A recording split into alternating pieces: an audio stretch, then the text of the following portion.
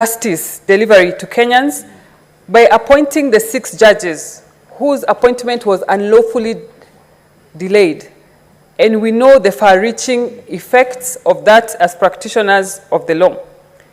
Number 2, Mr. Speaker, the President has given the police service independence by making the IG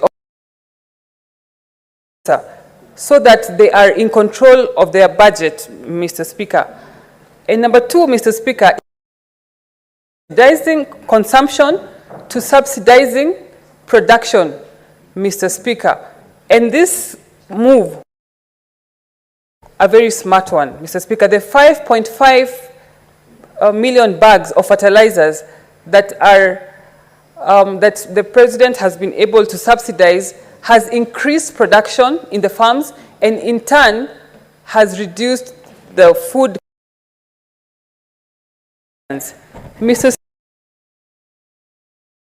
Effort by the President to curb the growing appetite for the country on the public debt has also gained fruit. Mr. Speaker, it was very inspiring to hear that indeed we are going to be able to pay the first installment of 300 million USD that is part of the 2 billion of the Eurobond, Mr. Speaker. And this is very inspiring issue of. And Mr. Speaker, also, the transformational agenda has also been felt heavily in the health sector. And I want to commend my colleague senators because in record time also, when we were in Turkana, we passed 2 other. Mr. Speaker, another very key component of this President's agenda is the digitalization of government services.